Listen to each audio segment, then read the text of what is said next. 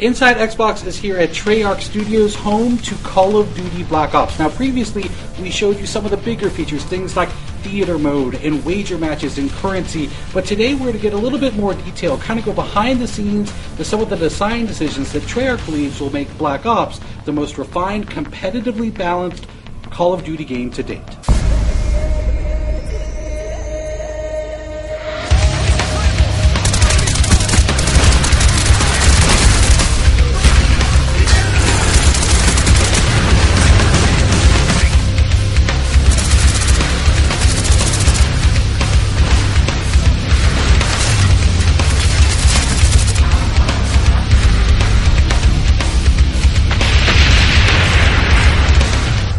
One of the great things about having such a large community of players playing our game is that it isn't very difficult for us to hear when fans do not like something about our game or they do like something about our game. All we have to do is listen, and we are listening. So killstreaks in Black Ops they're a little bit different. First of all, we listened to the community and implemented that killstreaks don't count towards other killstreaks, because there's a lot of complaints about how the rich get richer and it becomes kind of a griefing mechanic and encourages people to camp and that sort of thing. So we wanted to clean that up a little bit.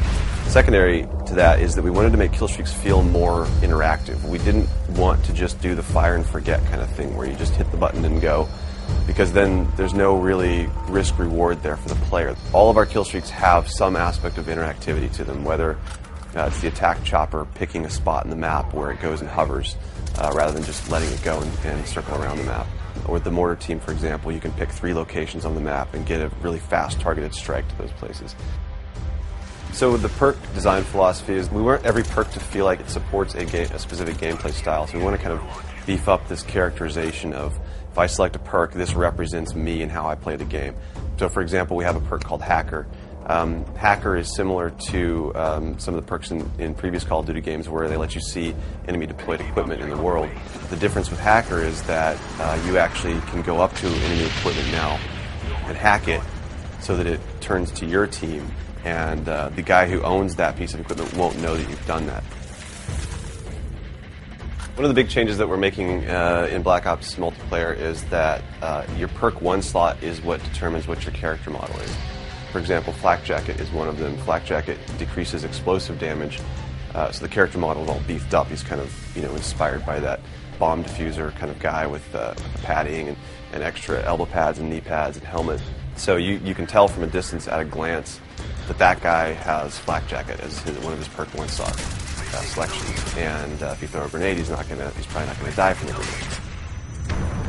A lot of suggestions made it in from the community, starting from those objective icons, the A and B icon. They'll fade away if you reticle over them, so no longer are they getting in your way when you're trying to shoot.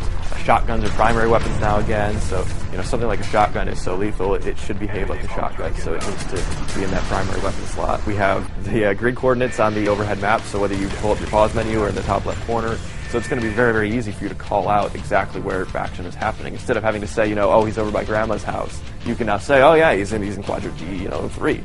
We take suggestions from all sorts of our sub-communities.